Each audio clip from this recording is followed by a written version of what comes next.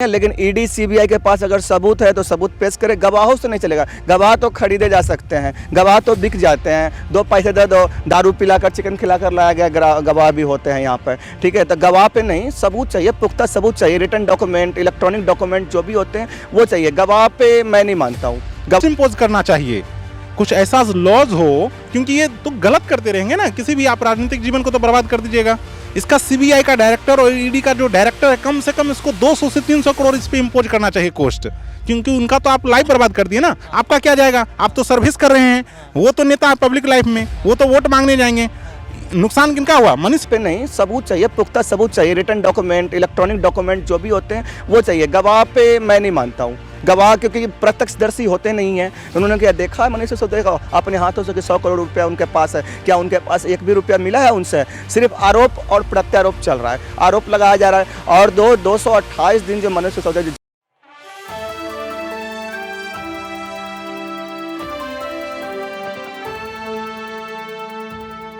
खन्ना की बेंच के द्वारा आज मनीष सिसोदिया को लेकर सुप्रीम कोर्ट में सुनवाई होनी थी। आज 12 अक्टूबर का जो है समय है, लेकिन इसके बावजूद भी देखा जाए तो यहाँ पर सुनवाई शायद टाल दी जा रही है। ये कहीं ना कहीं कयास के तौर पर देखा जा रहा है, सूत्र यही बता रहे हैं, क्योंकि यहाँ पर ये कहा जा रहा है कि जो यहाँ पर संजीव खन्ना है वो कहीं ना कहीं किसी और बेंच में जो है व्यस्त हैं, किसी और सुनवाई को यहाँ पर देख रहे हैं। लेकिन सवाल ये उठता है कि क्या ईडी सीबीआई की कार्रवाई यूँ ही चलती रहेगी? क्योंकि देश के प्रधानमंत्री नरेंद्र मोदी ने पहले भी ये बयान दिया था कि ईडी सीबीआई की कार्रवाई नहीं रुकेगी। इन तमाम सवालों को लेकर हम जो है सुप्रीम कोर्ट के वकीलों से बात करेंगे, जानने का प्रयास करेंगे कि आखिर ज़मीनी हकीकत क्या है और सच क्या है। क्योंकि यहाँ पर ईडी को पहले ही सुप्रीम कोर्ट ने चुनौती दी है कि आप गवाह की बात कर रहे हैं, क्या आपके पास कोई ठोस सबूत है? क्या सबूत यहाँ पर ईडी पेश कर पाएगी? ये भी बड़ा सवाल रहेगा। साथ में संजय सिंह को लेकर राउस एवेन्यू कोर्ट में कल सुनवाई होनी है और ये कहा जा रहा है कि संजय सिंह जो है यहाँ पर वरी भी हो सकते हैं और हो सकता है यहाँ पर फंसते हुए नजर आए, क्योंकि ईडी ने तमाम सबूतों को जुटा लिया है। तो क्या संजय सिंह भी जो है यहाँ पर अपनी याचिका को दायर करेंगे सुप्रीम कोर्ट में? ये भी सवाल रहेगा। साथ में भाजपा सरकार के दबाव में क्या ईडी रहेगी? ये भी तमाम सवाल रहेंगे। नमस्कार, आपके साथ मैं हूँ ऋतिक सबिता, स्वागत है आपका नेक्स्ट 9 न्यूज। हमारे साथ अभी यहाँ पर जो है राजन जी और विश्वजीत जी मौजूद हैं, उनसे जानने का प्रयास करेंगे कि आखिर क्यों लगातार ईडी पर सवाल खड़े हो रहे हैं, स्वतंत्र एजेंसियों पर सवाल खड़े हो रहे हैं। सर, आपका बहुत बहुत स्वागत जी, धन्यवाद। सर, आप कैसे देखते हैं? मनीष सिसोदिया को लेकर सुनवाई होनी थी, लेकिन अभी तक यहाँ पर देखा जाए समय निकलता चला जा रहा है, लेकिन यहाँ पर अभी तक कुछ पता नहीं चल पा रहा है कि सुनवाई होगी या नहीं होगी। सूत्र ये बता रहे हैं कि आज टाल दी जाएगी। हो सकता है किसी दूसरे बेंच में जो जस्टिस साहब हैं वो बिज़ी होंगे, इस वजह से मतलब ये टाला जा सकता है। लेकिन इस तरह का होना नहीं चाहिए। अगर इस तरह का ये बहुत ही इम्पोर्टेंट इश्यूज़ है, मैटर है, अगर आप इसको टालेंगे तो ये तो गलत संदेश जाता है ना। जनता के बीच भी गलत संदेश जा रहा है, देश में भी गलत संदेश जा रहा है एक तरफ तो, क्योंकि ये मैटर ऐसा कॉम्प्लिकेटेड हो गया है। अगर आप ईडी सीबीआई जो है बिना किसी कारण से, बिना मतलब गलत तरीके से केस करके जो है मनीष सिसोदिया को जेल में रखती है, फिर सुप्रीम कोर्ट के जज ईडी या सीबीआई को फटकार लगाते हैं, उसके बाद फिर वो सुनवाई में जो आज की डेट थी वो अगर नहीं होगी तो इससे तो गलत संदेश ही जाएगा ना जनता। दबाव हो सकता है या फिर कुछ में भी इंटरनल हो सकता है, इसमें कोई कहा नहीं जा सकता है ये चीज़। विश्वजीत भी मौजूद हैं। सर, आपका बहुत बहुत स्वागत है। सर, 228 दिन यहाँ पर जो है मनीष सिसोदिया को जेल में रहते हुए हो गए हैं। अगर यहाँ पर ईडी सबूत पेश कर देती है, अगर सबूतों में अगर सुप्रीम कोर्ट ने माना या फिर जो बेंच बैठेगी उसने देखा कि सिसोदिया की कोई गलती नहीं है, तो जो 228 दिन वो जेल में रहे हैं उसका हिसाब कौन करेगा? आपको लगता नहीं है कि 228 दिन में जो राजनीतिक करियर उनका रहा होगा, मनीष सिसोदिया की जो छवि रही होगी उसमें जो है फ़र्क पड़ जाएगा? क्योंकि जनता की नज़रों में मनीष सिसोदिया की छवि तो खराब हो गई होगी ना, कि घोटाला किया है, 100 करोड़ का घोटाला किया है, शराब का घोटाला किया है। आप इसको कैसे देखते हैं? अगर कुछ नहीं पकड़ा गया तो 228 दिन का हिसाब कैसे होगा? 228 दिन का हिसाब तो नहीं हो पाएगा, क्योंकि उनकी छवि तो पब्लिक के बीच में ख़राब कर दी गई है। क्योंकि उन्हें 100 करोड़ का घोटाला, फिर वो शराब घोटाला उनके ऊपर लाद दी गई है और उसमें वो इन्वॉल्व है भी नहीं, मेरे ख्याल से इन्वॉल्व नहीं है। लेकिन ईडी सीबीआई के पास अगर सबूत है तो सबूत पेश करे। गवाहों से नहीं चलेगा। गवाह तो खरीदे जा सकते हैं, गवाह तो बिक जाते हैं। 2 पैसे दे दो, दारू पिलाकर चिकन खिलाकर लाया गया गवाह भी होते हैं यहाँ पर, ठीक है। तो गवाह पे नहीं, सबूत चाहिए, पुख्ता सबूत चाहिए। रिटन डॉक्यूमेंट, इलेक्ट्रॉनिक डॉक्यूमेंट जो भी होते हैं वो चाहिए। गवाह पे मैं नहीं मानता हूँ। गवाह क्योंकि प्रत्यक्षदर्शी होते नहीं हैं। उन्होंने क्या देखा है? मनीष सिसोदिया देखा अपने हाथों से कि 100 करोड़ रुपया उनके पास है। क्या उनके पास एक भी रुपया मिला है उनसे? सिर्फ आरोप और प्रत्यारोप चल रहा है, आरोप लगाया जा रहा है। और 228 दिन जो मनीष सिसोदिया जो जेल में रहे हैं उनके लिए मानहानि का केस किया जाएगा। यहाँ पर देखा जाए तो विश्वजीत ने गवाह की बात कही है कि गवाह अगर है, और यही सेम बात जो है सुप्रीम कोर्ट ने कही थी, गवाह को हम कैसे मान लें। हो सकता है कि गवाह जो है बिक जाए, हो सकता है कि पैसे दे दिए गए हों, या कुछ भी हो सकता है गवाह को लेकर।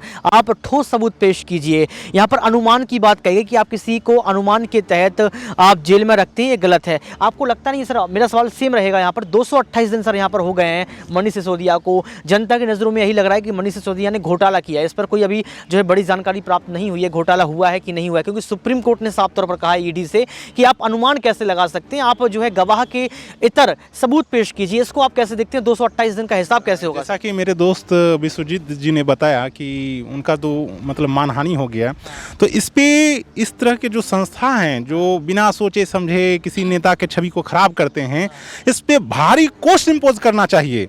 कुछ ऐसा लॉज हो, क्योंकि ये तो गलत करते रहेंगे ना, किसी भी आप राजनीतिक जीवन को तो बर्बाद कर दीजिएगा।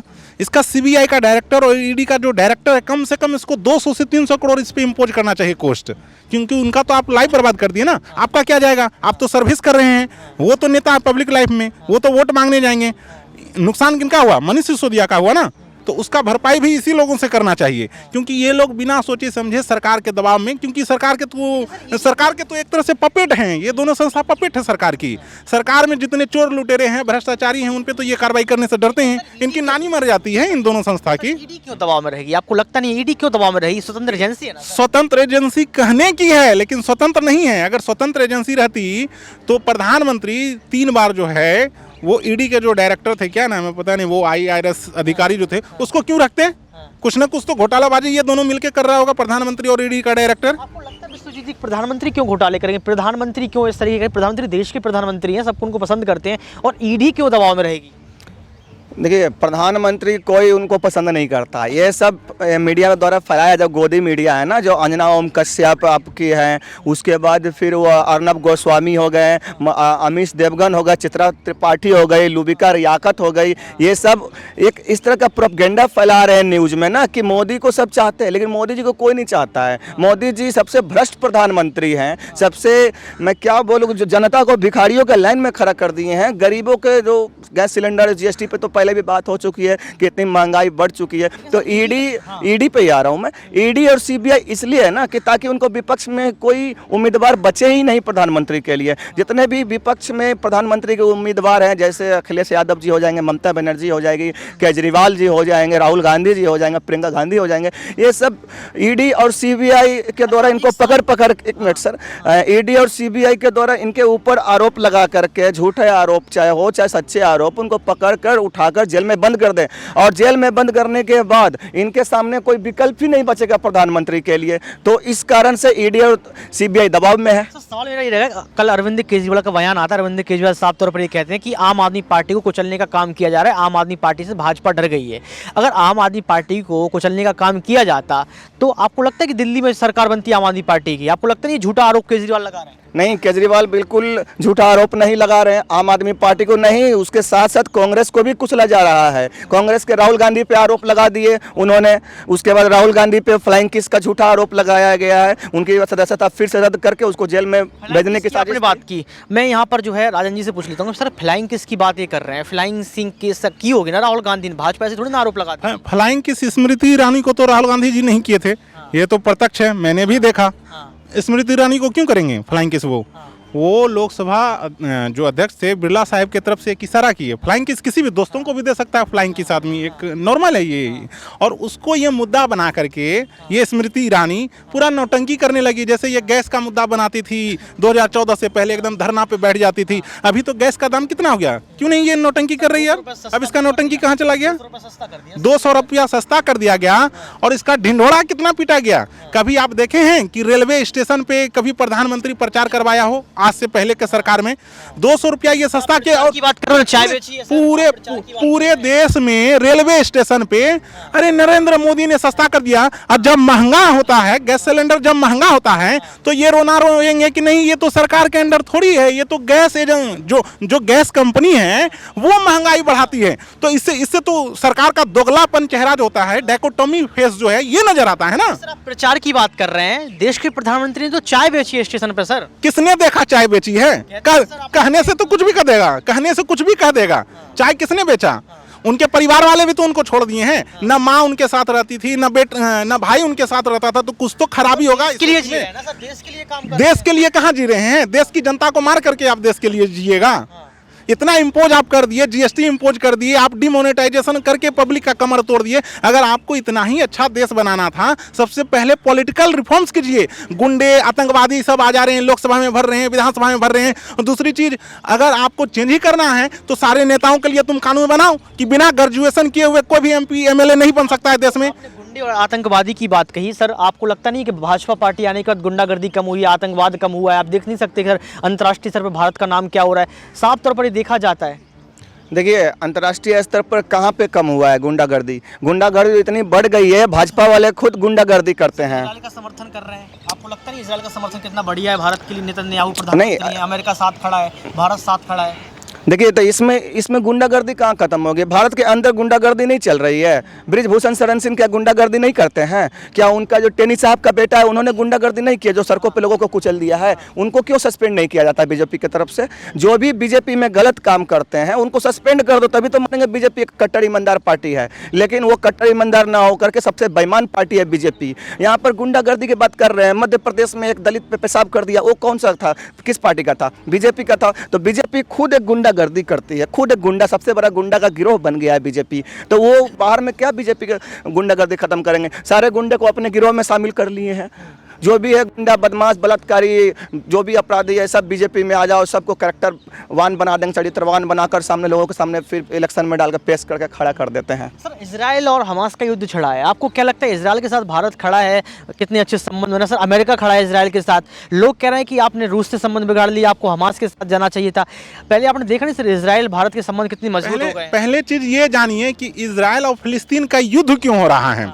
इजराइल जो है वो मतलब जबरन फिलिस्तीन का जमीन कैप्चर किया था। इजराइल के लोग जो हैं ये एक तरह से शरणार्थी बन के आए थे फिलिस्तीन में। फिलिस्तीन बहुत बड़ा कंट्री था, ठीक है, तो ये शरणार्थी बन करके आए इजरायली लोग, और वहाँ पे उसी के जमीन को आप कैप्चर कर दीजिएगा, उस देश का अस्तित्व ही आप मिटाने पे तुलिएगा, तो वहाँ का लोग तो खड़ा होगा ना। तो वो आतंकवादी नहीं है, वहाँ के पब्लिक हैं जो कि इजराइल के अगेंस्ट हैं। लेकिन इसको गोदी मीडिया जो है वो आतंकवादी का नाम दे रही है। हमको तो ये ताज्जुब लगता है। अटल बिहारी वाजपेयी जो हैं, उसमें जो सरकार था उनका, तो वो फिलिस्तीन के साथ है, लेकिन अब मोदी जी इजराइल के साथ हैं। यही कारण क्या है? इजराइल के साथ संबंध, अमेरिका खड़ा है सर, आप अमेरिका ने क्या सोचा? कारण इसलिए है क्योंकि ये पिछलग्गू हैं अमेरिका के। मोदी जी जो हैं पिछलग्गू हैं अमेरिका के, और रूस ऐसे दोस्त को मतलब ये एक तरह से डाइल्यूट करने का कोशिश कर रहे हैं, जो कि सही नहीं है। जबकि यही अमेरिका था जो 1971 के युद्ध में पाकिस्तान को विपंस पहुंचा रहा था इंडिया के अगेंस्ट।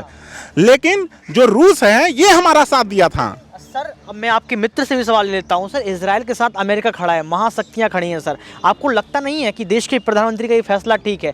आपके मित्र ने कहा कि रूस से संबंध खराब कर लिए, अटल बिहारी वाजपेयी कहाँ खड़े थे, अटल बिहारी वाजपेयी के पदचिन्हों पर चलना चाहिए था। आपको क्या लगता है सर कि यहाँ पर मोदी जी ने गलत किया या सही किया? प्रधानमंत्री नरेंद्र मोदी सोच समझ के काम लेंगे ना सर? देखिए, ये तो इंटरनेशनल मुद्दा है, इसमें तो मैं कुछ नहीं कह सकता हूँ, क्योंकि इंटरनेशनल मुद्दे पे वो इजराइल के साथ क्यों खड़ा है, फिलिस्तीन के साथ क्यों नहीं खड़ा है। लेकिन एक चीज़ तो मैं बोलूँगा कि फिलिस्तीन में जो इजराइल के लोग शरणार्थी बन के आए थे, उसी तरह से हमारे देश में भी पुर्तगाली लोग शरणार्थी बनकर आए थे, अंग्रेज़ लोग एक बिजनेसमैन बनकर आए थे। लेकिन बाद में धीरे धीरे इन्होंने ईस्ट इंडिया कंपनी खोल लिया। ईस्ट इंडिया कंपनी खोलने के बाद धीरे धीरे हम लोग के भारतवासियों पर ही कब्जा कर लिया, और उसके बाद फिर 200 साल अंग्रेज़ों ने शासन किया। उसी तरह से इजराइल के लोग भी फिलिस्तीन में जाकर शरणार्थी बन के आए, और आप फिलिस्तीन पे ही कब्जा कर रहे हो, तो ये तो इजराइल की गलती है। आपने देखा नहीं हमास किस तरीके से बमबारी कर रहा है इजराइल को खत्म कर रहा है? आप अगर हमारे जमीन को आप कैप्चर कीजिएगा, महाभारत युद्ध क्यों हुआ था? जमीन के लिए हुआ था ना। तो आप किसी के जमीन को आप जबरन कैप्चर कीजिएगा तो वहाँ के लोग छोड़ देंगे। अगर हमारे ही देश में कोई भी आकर के जबरन कैप्चर करने लगे जमीन, तो क्या हम लोग छोड़ देंगे उसको? आपको याद होगा भी G20 हुआ था, यहाँ पर जो है अमेरिका के राष्ट्रपति आए, लेकिन रूस के जो है आला कमान नहीं है, वजीर आलम नहीं है। तो आपको लगता नहीं है कि संबंध तो रूस ने खराब किए, भारत ने कहा संबंध? नहीं, ऐसा नहीं, ये तो डिप्लोमेटिक मैटर है। क्यों नहीं आए? क्योंकि देखिए रूस का भी एक अपना यहाँ वहाँ के अपने प्रतिनिधित्व को तो वो भेजे ना, विदेश मंत्री तो आए ही थे उनके। तो इस तरह का मैटर नहीं है ये चीज़। ये मतलब नाराजगी कहीं ना कहीं रूस भारत से बढ़ा। हाँ, रूस बढ़ा रहा है, क्योंकि अगर ये अमेरिका के ज़्यादा क्लोज रहेंगे तो रूस तो नाराज होगा ही, क्योंकि अमेरिका इधर रूस को फंसा, यूक्रेन और रसिया का जो युद्ध हो रहा है इसमें धकेल दिया। फिर वो देखिए, अमेरिका ऐसा कंट्री पे कभी भी भरोसा नहीं करना चाहिए। पहली चीज़ तो मैं आपको ये बता दूं, यूक्रेन को भी इन्होंने युद्ध में ढकल करके पीछे हो गए और विपन्स पहुंचा रहे हैं। मतलब अपने फायदे के लिए अमेरिका जो है ना किसी को भी लात मार सकता है। जिस समय 1971 के युद्ध में ये भारत के अगेंस्ट थे, अमेरिका भारत के अगेंस्ट था। जितना विपन्स है सारा पाकिस्तान, हाँ रूस मित्रता, वो हमेशा रूस हमेशा इंडिया के साथ खड़ा रहा है। हाँ, रूस हमेशा इंडिया के साथ खड़ा। बहुत बड़ी बोल दी यहाँ पर। कहीं ना कहीं कई बार देखा गया है कि रूस ने भारत के साथ मित्रता बढ़ाई है और मित्रता निभाई है, और कई बार ऐसा भी देखा गया कि अमेरिका अपना ही फायदा देखता है, और इस वजह से जो है कहीं ना कहीं आज भारत भी कहीं ना कहीं खतरे में हो सकता है, और हो सकता है कि शायद अमेरिका वही करे जो यूक्रेन और तमाम जो है कंट्रियों के साथ किया। ये बड़ा सवाल है और इस साल समझना चाहिए। अब यहाँ पर सवाल और भी लेंगे। क्या लगता है सर कि लगातार अब चुनाव नज़दीक हैं, 24 का चुनाव नज़दीक आ गया है सर, ईवीएम को लेकर लगातार सवाल खड़े होते रहते हैं। आपको क्या लगता है सर, ईवीएम आप लगातार उस पर सवाल जवाब करते भी हैं, लेकिन सर आपको लगता नहीं कि आप फंस सकते हैं? ईवीएम सर कितने सालों से इलेक्शन उस पर हो रहे हैं, ईवीएम आसान तरीका है चुनाव करवाने का। देखिए, ईवीएम आसान तरीका है और चोरी करने के लिए भी आसान तरीका है, क्योंकि बैलेट पेपर में तो चोरी हो नहीं सकती, जिस पे एक बार मोहर लग गई तो लग गई। लेकिन ईवीएम इलेक्ट्रॉनिक गैजेट है, उसमें आप वोट यहाँ डालोगे खिसक के कहीं और चला जाता है, लेकिन आपको पर्ची निकलेगा उसी का जिस पे आपने बटन दबाया है। तो मैं ये कहता हूँ कि ईवीएम किस कंट्री ने बनाया है, उस कंट्री में ईवीएम से चुनाव क्यों नहीं हो रहा है। कोई भी कंट्री में, इंडिया को छोड़कर, अमेरिका जैसा कंट्री जो डेवलप कंट्री है, अमेरिका में भी ईवीएम से चुनाव नहीं होती है, या अमेरिका में भी बैलेट पेपर से चुनाव क्यों होता है। अगर ईवीएम इतना सुरक्षित होता तो लोग, हर कंट्री इसको फॉलो करते हैं, हर कंट्री कहते हैं कि नहीं ईवीएम से चुनाव होना चाहिए, लेकिन एवरी कंट्री उसको बैन कर दी है ईवीएम पे। किसी कंट्री से भारत की तुलना करना ठीक है, कौन सी कंट्री क्या करी उसका आंतरिक मसला है, उसके यहाँ चुनाव कैसे, उसका तरीका क्या है। हमारे यहाँ बैलेट पेपर चुनाव सर कितने सालों से हो रहे हैं, इस पर सवाल खड़ा करना सर ठीक नहीं है। लेकिन हम दूसरे देशों से सीख लेते हैं ना। कुछ भी इंडिया करता है तो लेता है ना, बड़े बड़े कंट्री से सीख, अरे ये देश ऐसा कर रहा है तो हम, तो जब वो विकसित देश, जापान ऐसा विकसित देश, जबकि ईवीएम का निजात भी जापान में ही हुआ है, उन्होंने जब बैन कर दिया, उन्होंने कहा कि ये हैकेबल है, तो फिर इंडिया ऐसा क्यों कर रही है, हमको ये समझ नहीं आ रहा है। इस चीज़ पे जब पब्लिक भी अगेंस्ट है, पब्लिक का आपने इस चीज़ पे मुद्दा भी आप चलाए होंगे तो देखे होंगे, पब्लिक भी काफ़ी सपोर्ट करती है कि नहीं ईवीएम हटना चाहिए, तो फिर चुनाव आयोग, भारत सरकार क्यों नहीं ईवीएम को हटाती है? ये ईवीएम के पीछे ही क्यों पड़े हैं? वोटिंग तो पहले भी होता था, बिना ईवीएम के भी वोटिंग होता था और सही से होता था। कांग्रेस ने कभी सवाल उठाया इस पर? कांग्रेस भी सवाल उठाया सर, जब उनकी सत्ता थी तब उठाना चाहिए था। कांग्रेस भी सवाल उठाए हैं, लेकिन इसको तवज्जो ही सही से नहीं दिया जाता है, क्योंकि ये चीज जो है लोकतंत्र के लिए बहुत खतरा है। अगर आपका वोट सही जगह नहीं जा रहा है, it is dangerous for our democracy. So इसलिए सारे जनता को जागना चाहिए, इस चीज के प्रति जो है विरोध करना चाहिए, चुनाव आयोग का भी विरोध करना चाहिए। आप ही बोलते हैं ईवीएम का फुल फॉर्म है every vote to yes yes, जनता पूछना चाहती है एवरी, कांग्रेस के समय जो है मतलब इस तरह का नहीं किया जाता था कार्य। लेकिन आपको पहले ही बताऊं, मोदी जी साम दंड भेद सब अपनाते हैं। ये अपने सारे संस्था जो हैं भारत सरकार के, सारे जगह अपने आदमी को फिट करके रखे हैं। चुनाव आयोग में अपने आदमी को फिट करके रख दिए हैं। मोदी जी 24 घंटा प्रचार करते हैं, नमो टीवी खोलते हैं। जब उसका कंप्लेन हमने सुशील अरोड़ा जो मुख्य चुनाव आयुक्त थे उस समय उनको किया, तो वो कहते हैं नहीं आप हमको लिखित में, अरे लिखित में क्या, तुम मोबाइल नंबर क्यों जारी करते हो या टेलीफोन नंबर क्यों जारी करते हो, तुम कंसीडर करो मेरे कंप्लेन को और कार्रवाई करो प्रधानमंत्री के अगेंस्ट। लेकिन उस समय तो ये लोग संस्था चुप हो जाते हैं, मतलब मोदी जी के सामने सिट्टी पिट्टी गुम हुआ रहता है इन लोगों का। सर सवाल उठेंगे तो आपको लगता नहीं कि लोकतंत्र की हत्या हो जाएगी? क्योंकि सर ईवीएम ये कहीं ना कहीं जनता का दिया हुआ वोट होता है, और उससे कहीं ना कहीं सरकार का एक निष्कर्ष निकल के आता है कि सरकार कौन बैठेगा लोकतंत्र की कुर्सी पर। सर ईवीएम पर सवाल खड़े करना मतलब लोकतंत्र की हत्या? लोकतंत्र की हत्या ईवीएम पे सवाल खड़ी करने से नहीं होती है। लोकतंत्र की हत्या ईवीएम में चोरी करने से होती है। जब आप ईवीएम में चोरी करेंगे तो सवाल तो खड़े होंगे ही ना।